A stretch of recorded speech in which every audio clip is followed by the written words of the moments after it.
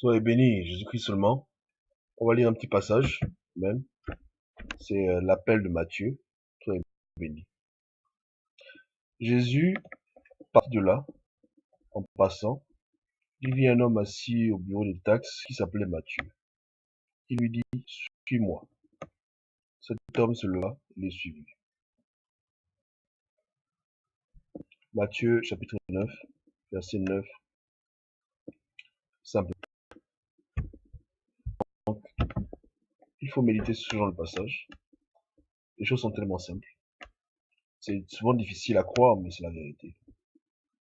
Le concept de consécration, comme j'ai déjà dit, n'est pas un vrai concept.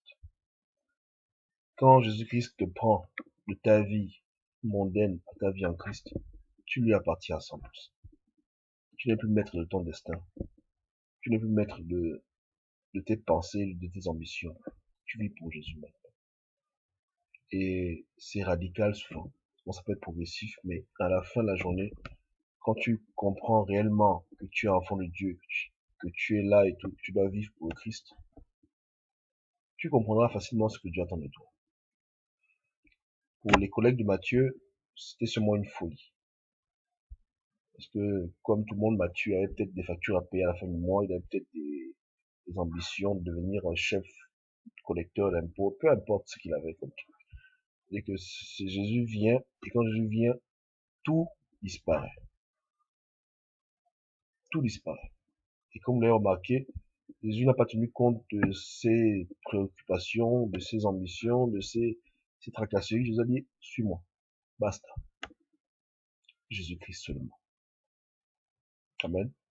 Et vous verrez dans cette série de vidéos que ce n'est pas seulement Matthieu, mais que c'est toute personne qui s'éclame de Jésus, qui doit vivre pour Jésus seulement. Amen. On va dire que même ça paraît irresponsable, les hommes doivent avoir leur priorité. À la fin, on peut trouver toutes les excuses qu'on veut trouver. Mais les paroles du Christ elles-mêmes, c'est sans équivoque. Au lieu de lutter avec ce genre de choses, l'attitude à avoir, c'est de prier pour Dieu donner la force, le courage de faire ce qui est juste. Plutôt que de vouloir rationaliser les choses en disant que voilà, et je peux faire ça, même. Non. Jésus-Christ seulement.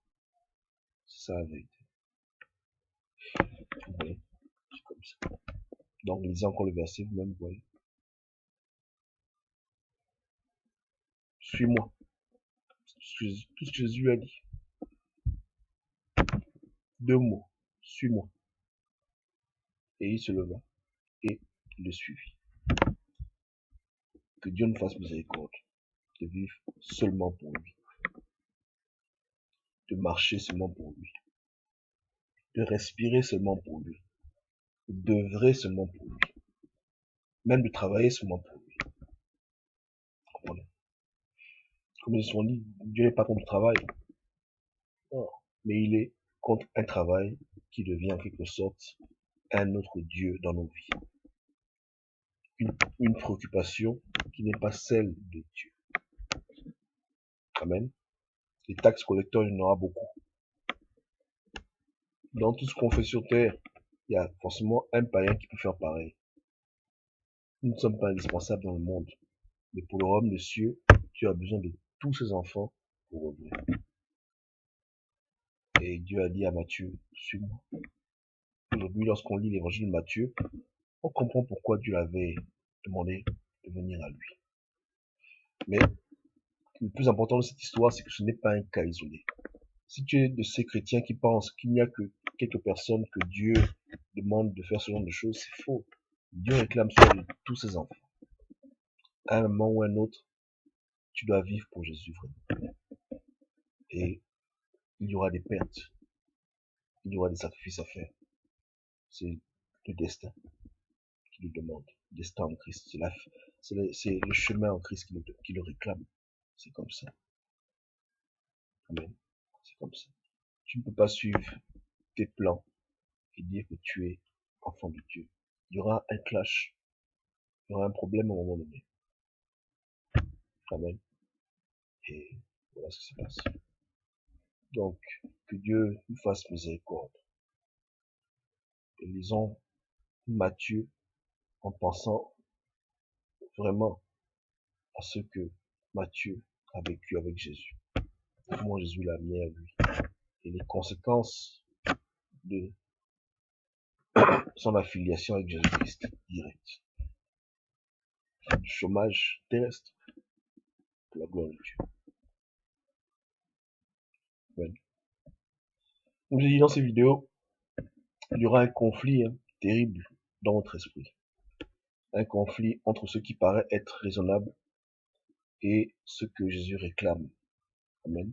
Et je prie vraiment que Dieu vous aide à pouvoir surmonter ces voies intérieures qui vont lutter contre ce qui est évident pour vous garder captif de la double vie, ou de la vie où Jésus est la priorité, mais il y a d'autres choses.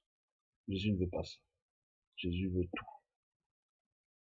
Et tout ce qu'on a fait, tout ce qu'on peut faire, tout ce qu'on fera doit être fait pour lui.